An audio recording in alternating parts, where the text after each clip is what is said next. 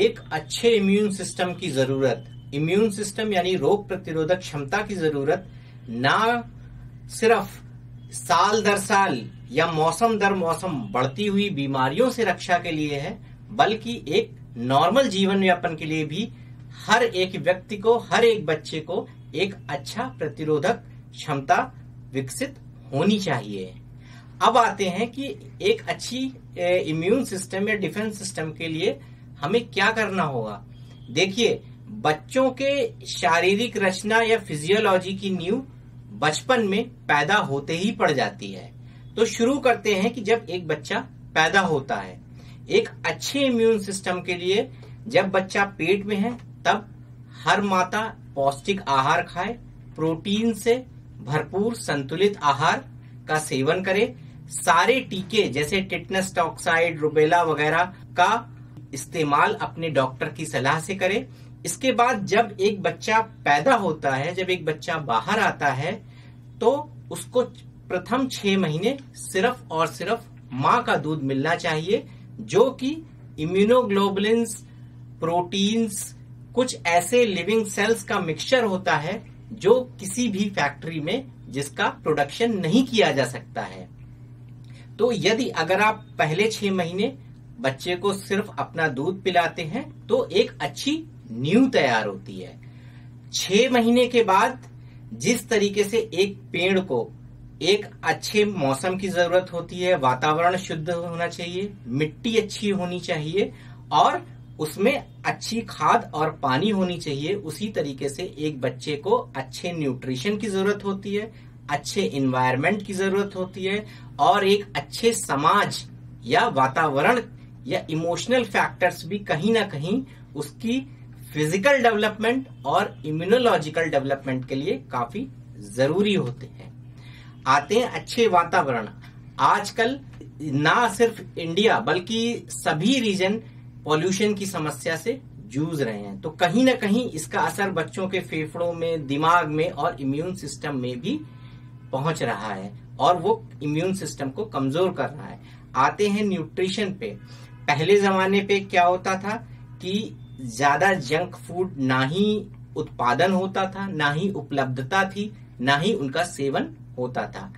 आजकल के जमाने में जंक फूड का इतना ज्यादा सेवन होने लगा है, माता पिता एक छोटी सी जिद पे बच्चों को आसानी से वो सब चीजें, मैगी और जितने भी noodles, pasta, pizza, online deliveries ने इन सारी चीजों को काफी कुछ बढ़ा दिया है।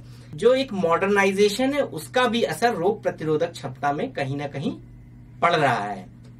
इसके अलावा देखते हैं कि और क्या क्या चीजें हैं। सामाजिक या सोशल फैक्टर्स पे आते हैं। सोशल फैक्टर जैसे पहले क्या होता था, 2-3 बच्चे होते थे, एक ज्वाइंट फैमिलीज होती थी, तो बच्चे एक दूसरे को देखकर खाते थे, उनको फोर्स नहीं करना पड़ता था। एक ही उम्र के परिवार में, एक संयुक्त परिवार में 2-3 बच्चे हैं, एक चाचा का बच्चा है, एक ताऊ का बच्चा है, तो उनमें एक कंपटीशन होता था कि अगर एक रोटी खा रहा है तो मुझे को 2 रोटी खाना है।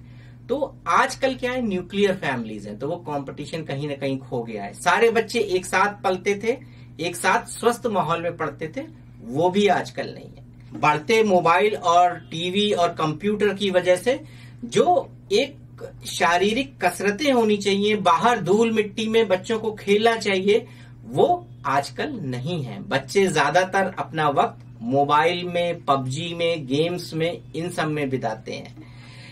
अगर आप साइंटिफिकली भी जाएं तो जितनी भी रिसर्च है या जितना मेडिकल साइंस है वो बोलता है कि जो इम्यूनोलॉजिकल सिस्टम है या डिफेंस सिस्टम है वो इम्यूनोग्लोबुलिन से बनता है। इम्यूनोग्लोबुलिन हमारे डिफेंस, हमारे कमांडोज हैं, हमारे सैनिक हैं जो हमें बीमारी से लड़ते हैं। वो इम्यूनोग्लोबुलिन, वो सैनिक बनते हैं हमारे शरीर में जब हम धूल मिट्टी में अपने बच्चे को खेलने के लिए छोड़ देते हैं। आजकल हमने एक अत्यधिक सुरक्षा का कवच बना रखा है। बच्चों को जो खेलने के लिए हम जमीन देते हैं उसको कीटाणुनाशक दवाइयों से इस तरीके से साफ करते हैं जिससे हार्मफुल बैक्टीरिया तो मरते ही हैं लेकिन यूजफुल बैक्टीरिया भी मर जाते हैं। यदि आप इस तरह ही हेल्थ के बारे में जानना चाहते हैं तो सब्सक्राइब करें ये channel the health care today और बेल आइकन दबाएं ताकि हर नए वीडियो का नोटिफिकेशन सबसे पहले आपको मिले। दूसरी तरफ बच्चों को धूल मिट्टी में ना खेलने देना। तीसरी तरफ जो न्यूट्रिशन है, जो नॉर्मल खाना है, दाल चावल रोटी सब्जी, मौसमी फल, हरी पत्तेदार सब्जियां, वो कहीं ना कहीं खाने में आजकल मिसिंग है। उनकी जगह पास्ता, नूडल्स, कुरकुरे, इस तरीके के जंक फूड ने ले लिया है। तो यदि एक बच्चे का इम्यून सिस्टम अच्छा करना है तो इन सब भी बातों पे हमें गौर करना पड़ेगा। मोबाइल, सोशल मीडिया की दुनिया से बाहर आकर हमें यथार्थ की दुनिया में जीना होगा और अपने बच्चों को समय देना होगा, उन्हें खिलाना होगा, उनके पीछे जाना होगा। यूजली माओ की एक ही शिकायत रहता है, बच्चा खाता नहीं है। अरे बच्चा खाएगा कैसे? आप तो उसको समय नहीं देते हैं। एक बच्चा एक रोटी खाने में आधा घंटा समय लगाता है। आपको यदि मोबाइल से फुर्सत हो, अपने यूट्यूब से फुर्सत हो, अपने फेसबुक से फुर्सत हो, व्हाट्सएप से फुर्सत हो, तब तो आप बच्चे को खिलाओगे। ढंग की काउंसलिंग से ये सब चीजों पे हम काबू पा सकते हैं। यदि आप इन सभी बातों का ख्याल अपनी दिनचर्या में रखेंगे, इसको अमल में लाएंगे, तो यकीनन आपका बच्चा एक मजबूत, एक स्वस्थ नागरिक की तरह बड़ा होगा और उनमें इन सभी रोगों से लड़ने की क्षमता मौजूद होगी।